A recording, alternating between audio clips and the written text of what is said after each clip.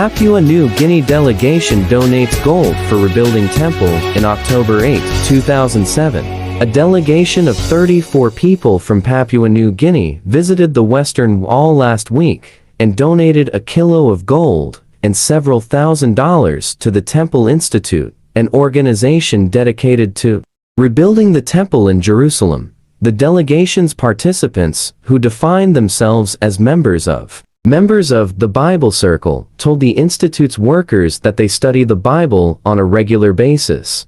The PNG visitors at Temple Institute recently, they read the prophecy of Zechariah, where it says, "And they that are far off shall come and build in the temple of the Lord, and ye shall know that the Lord of hosts hath sent me unto you." Head of the Institute, Rabbi Yehuda Glick, Chief Executive Director of Temple Institute from 2005 to 2009, was there to receive gold, gift, and offering. From Papua New Guinea and West Papua, Rabbi Yehuda Glick told Yenet, "There was even a married couple who gave me their wedding rings and said they wanted to marry God. The scene reminded me of the legends of King Solomon I read when I was young, and pictures of the Queen of Sheba bringing gold and precious gems to the temple. The vision is literally coming to life before our eyes," Glick said enthusiastically. We now hear from Rabbi Yehuda Glick. Joining me today in the studio is Knesset member and activist Rabbi Yehuda Glick.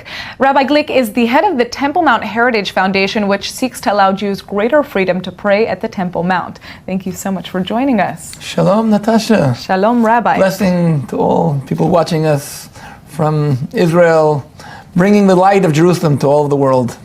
Beautiful. So let's begin with talking about the Temple Mount a little bit. You know, this is one of your most important causes. Why is religious freedom of Jews on the Temple Mount so important to you? The Temple Mount is the holiest place in the world, not only for Jews, for billions of people around the world who believe in the Bible. And Jerusalem is called in the Bible as a city of peace. Yerushalayim comes from the word Ir Shalom. And that's why also what everything I stand for, and even my office in the Knesset is called Jerusalem of Peace or JerusalemofPeace.com. And our obligation is to turn the Temple Mount into a place which is a world center for peace. Now, a world center of calling in the name of God, and God's name is Shalom. And therefore, it's important that the Temple Mount should be a symbol of religious tolerance for all over the world. That's what it should be, the Jerusalem of peace. That's where it should be. Now, why has the Muslim community expressed so much opposition to changing the current status quo that we're seeing at the Temple Mount right now? I'm not sure it's the Muslims. I think that what we see, the greatest enemy of the world today, are the radical Muslims who refer to God as exclusive. He belongs to them. And I think that when I speak about Jerusalem of peace, it means that God's name is peace. It means that God is not exclusive, He's inclusive. And God wants the Temple Mount to be a house of prayer for all nations. And therefore, as my activity for JerusalemofPeace.com, that's what we're doing. We're calling upon all the nations to actually recognize or join this covenant of recognize Jerusalem as a world city of peace. Now, have you had any support from members of the Muslim community? Yes, I've personally been a guest in Muslim communities in Italy, in Turkey, and even here in Israel. Unfortunately, many of the moderate Muslims are afraid of the radical Islam. By the way, people don't understand it, but in the last 70 years, 12 million Muslims have been killed by Muslims. Some of the greatest victims of the radical Islam are, first of all, Muslims. And we see it happening in Syria, we see it happening in Afghanistan, in Pakistan, and it's all over. And therefore, our attempt, the Temple Mount, should be a world center for peace. And therefore, when I say that we have now millions of people around the world who are signing the Jerusalem Covenant, that Jerusalem Covenant says we recognize Jerusalem as a city of peace. That we have Christians there, we have Muslims there, all people gather in JerusalemofPeace.com signing the covenant saying that Jerusalem is a city of peace. And therefore, when I meet with people around the world and I invite people all over, join us, join this international call. Go in and sign the Jerusalem Covenant. Sign the covenant that says Jerusalem is a city of peace. And that's exactly what I'm working for and trying to promote. JerusalemofPeace.com says We support that Jerusalem should be a world city. Now, speaking of cooperation, let's talk a little bit about religious pluralism. What is your position in regards to religious pluralism at the Western Wall, which we know women for a long time have not been allowed to pray in the manner that many would like to? Should they be allowed to sing, wear tefillin, read Torah? It comes the same idea.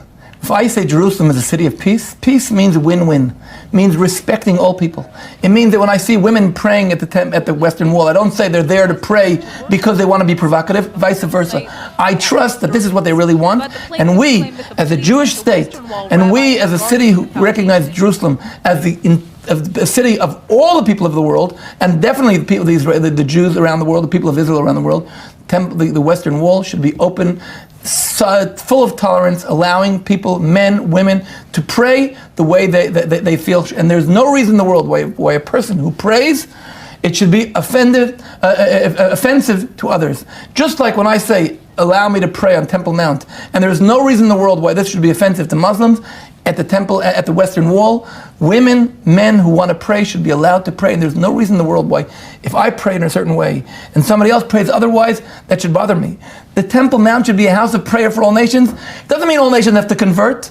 Each nation prays in the way they believe, and in the Jewish people also. People we should respect. Yeah, we're seeing a lot of kind of acceptance of these changes to be very, very difficult, especially in the government. And the IDF has recently been taking steps to better integrate women, for example, into combat units, to lead to the creation of more co-ed units. But this has received a lot of backlash, especially from religious Knesset members who have come out against this. What is your position on that? Again, it comes from the same idea, JerusalemofPeace.com, which means that we should allow women who want to join the Israeli army should be welcomed.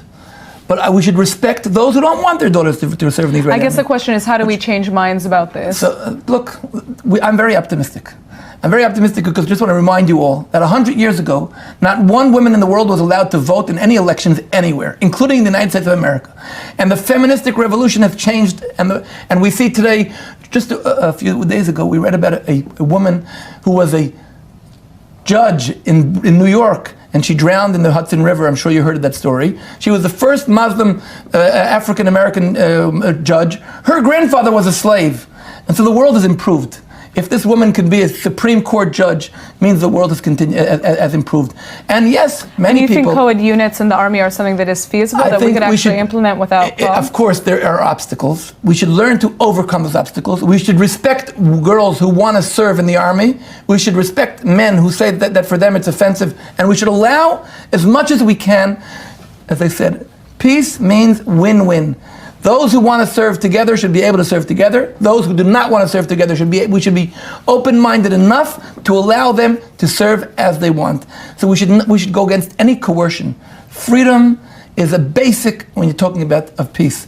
And if I speak about Jerusalem as a city of peace, Jerusalem city of peace means that JerusalemofPeace.com calls for us to allow women to pray the way they want, to serve the way they want, to serve God the way they want, to be accepted to any kind of employment, but we respect that there are others who think otherwise. Well, it's refreshing to hear your standpoint on this. Thank you so much for joining us, Rabbi. Toda rabba. Thank you very much, and blessing to all of you. Shalom to my dear friends from Papua New Guinea. I was so excited when I got a phone call this week, a message in the WhatsApp from Papua New Guinea, the congregations around the country that are lovers of Israel and are praying for the building of the temple. And for me, it took me back several years ago, in 2007, in 2009, when I was director of the Temple Institute in Jerusalem, who are building the vessels for the third temple. And I was approached by a group from Papua New Guinea who brought us gold for the rebuilding of the temple, for the vessels. We used that gold in the crown of the high priest. I remember when they contacted us then, and I was turned on, and it right away reminded me of Zechariah 6, verse 15, that those from far will take part in the rebuilding of the temple. And for me, when I received the WhatsApp message this week, it really took me back to then. So today, my name is Rabbi Yehuda Glick. I'm the director of Shalom Jerusalem Foundation. And I'm so excited to send my blessings from Jerusalem to the Balif Tabernacle of David congregation, to all the Messianic congregation of East and West Sepik, to Port Moresby, and of course to Chief Sanos and Margaret Sanos, and Vincent Iwan, and Jesse and Doris Yalan, and Pastors Hans and Jenla, Pastor Yishai and Wayona, and Sim and Devorah Topaz. All of you are blessed from Jerusalem. The Shalom Jerusalem Foundation that I have the privilege of running talks about the next level, the next generation of Zionism. You know all that the state of Israel is not just another state. It's not just a geographical place where some people move to. It's the fulfillment of the words of the book, coming out of the book, materializing and becoming a reality. The Jewish people came back home to their homeland, but we have a mission, we have a goal, we have an assignment. The assignment is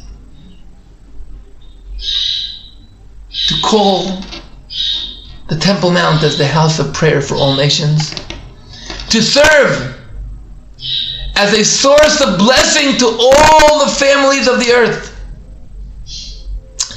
So yes,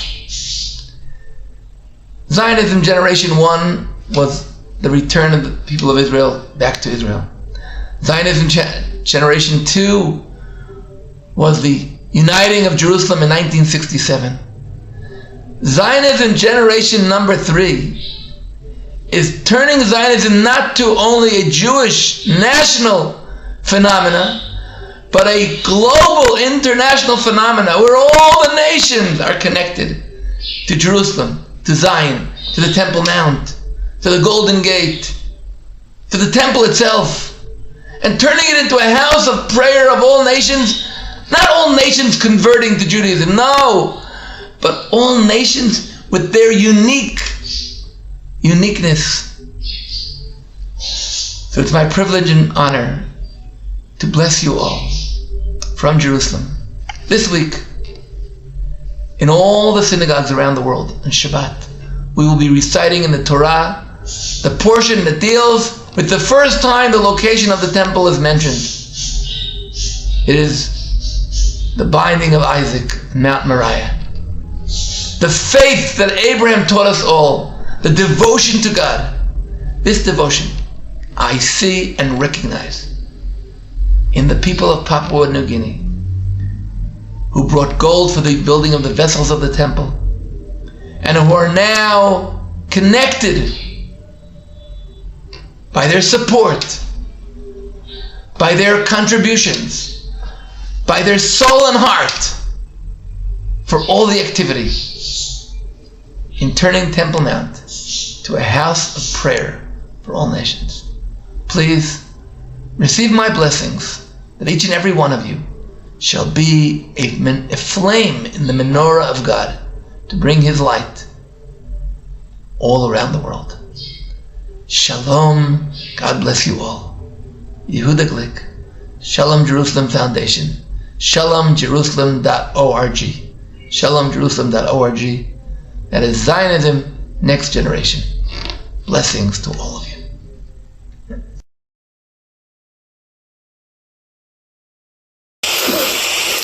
Hello, my good friends from Papua New Guinea. Thanks for your support and your payments for the temple and for the Temple Mount. So first I wanted to say thank you to all of our supporters, SSEC, Balif TOD Congregation, Yanguro Messianic, Balif TOD and Aliyah Center, Wingay Masiani Community, Wasara Masiani Community, and Port Moresby Malka Topaz. I want first to thank you all for the support and your generous donations that helps us a lot promoting the Temple Mount for the sake of all of humanity, all of the world, all of the people. And I want to talk shortly about the projects that we will have this year, and also your support is very helpful by doing it. You can see on our updates in English that we're working very hard to get and promote and make as much as we can people to ascend the Temple Mount. Actually the destination we have for this year is 75,000 Jews that will ascend the mount, and we're about to do it by paying 2 buses that will take people to the Temple Mount from all across Israel. We will also working right now to promote new laws according to the Mount with our new government in Israel that will be decided shortly. We purchased lately some new cameras to show to you also and all the world what's happening on the Temple Mount, the good things that are happening and also the bad things that we should improve. Every camera costs about let's say $500, so your support will be very helpful for that also. And we added to our team of working another 2 or 3 people lately that can work harder to maintain the everything we do, the good momentum on the Temple Mount, and we shall proceed and do it more and more. And I want to thank you for your support, and I hope to see you soon. Maybe if you will come visit here in Israel and on the Temple Mount, and surely I will be glad to visit you one day. And again, I want really to say thank you from all of our people and workers, and you have my appreciation. Thank you.